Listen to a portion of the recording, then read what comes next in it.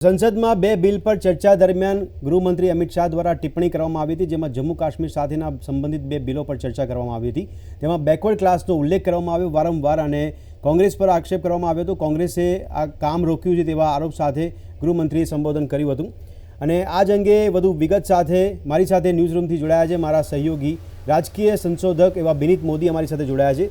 બિનિતજી, સૌથી પહેલાં તો આના પડઘા શું પડી શકે જ્યારે અમિત શાહ દ્વારા સંસદમાં એવું કહેવામાં આવ્યું કે કોંગ્રેસ દ્વારા બેકવર્ડ ક્લાસને રોકવાનું કામ કરવામાં આવ્યું છે, તેમના વર્ગોનું શોષણ કરવાનું કામ કરવામાં આવ્યું છે અને રાહુલ ગાંધીએ ચૂંટણી દરમિયાન જેટલી વખત પ્રચાર કર્યો ત્યારે આ શબ્દોનો વધારે પડતો ઉલ્લેખ કર્યો હતો અને સંસદમાં પણ રાહુલ ગાંધી જ્યારે બોલ્યા ત્યારે તેમણે એ વાત કરી હતી કે 9 જે મંત્રીઓ છે તે સરકાર ચલાવે છે એમાં માત્ર 3 જ ઓબીસીના આવે છે। આ પ્રકારનો વારંવાર તેઓએ પણ ઉલ્લેખ કર્યો હતો અને એના જવાબમાં આજે અમિત શાહની આ ટિપ્પણી કઈ રીતે મૂલવશો આપ? જી ભદ્રેશ, સંસદમાં જમ્મુ કાશ્મીર વિધાનસભા અને રાજ્યની નવરચના અંગે જે બિલો રજૂ થયા છે એની ચર્ચા ગઈકાલથી ચાલે છે। ગઈકાલે અમિત શાહે ચૂંટણી પંચ તૈયાર હોય અને જાહેર કરે ત્યારે અમારી પણ ચૂંટણી લડવાની તૈયારી છે એવો અમિત શાહે જવાબ પાડ્યો હતો। એ ચર્ચાને આગળ વધારતા આજે અનામત વર્ગ અંગેની, અનામત સભ્યો અંગેની ચર્ચા થઈ ત્યારે અમિત શાહે ફરીથી દોહરાવ્યું કે અનામત વર્ગની સૌથી વધુ ચિંતા અમે કરી છે અને સૌથી વધુ નુકસાન કોંગ્રેસ પક્ષે કર્યું છે।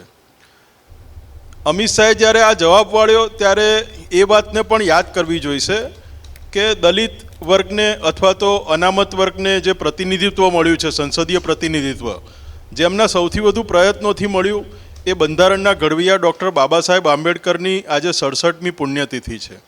આજે 6 ડિસેમ્બર એમનો નિર્વાણ દિવસ છે। એ સમયે જ જ્યારે આ ચર્ચા થઈ અને ગૃહમંત્રી લેખે અમિત શાહે એનો વળતો જવાબ આપ્યો તો એ રીતે આ દિવસ આજે અગત્યનો બની રહે છે। જી ભદ્રેશ। જી બિનિતજી, પણ અહીંયા પછાત વર્ગની વાત કરી છે, એક તરફ જે 5 રાજ્યોના પરિણામ આવ્યા છે ત્યારબાદ આ જે નિવેદન છે એ કઈ રીતે અસરકારક સાબિત થઈ શકે આગામી દિવસમાં રાજનીતિના પરિપ્રેક્ષમાં? જી ભદ્રેશ, રાજનીતિના પરિપ્રેક્ષમાં આગામી સમયમાં જ્યારે જમ્મુ કાશ્મીરમાં ચૂંટણીઓ જાહેર થશે ત્યારે ત્યાં જે અનામતના ધોરણો લાગુ કરવામાં આવ્યા છે તેની અન્ય રાજ્યો સાથે સરખામણી થશે અને એ રીતે આજની આ ચર્ચા અગત્યની બની રહેશે। જી બિનિતભાઈ, ખૂબ ખૂબ આભાર સમગ્ર માહિતી આપવા બદલ, અમારી સાથે સંવાદ કરવા બદલ। તો દર્શક મિત્રો, અમારા રાજકીય સંશોધક બિનિત મોદીએ જણાવ્યું એ પ્રમાણે જ કે જે આગામી દિવસોમાં જમ્મુ કાશ્મીરમાં જો ચૂંટણીઓ થાય છે તો તેને લઈને તેના સંદર્ભમાં આ ટિપ્પણી જે કરવામાં આવી તેની અસરો જોવા મળી શકે છે।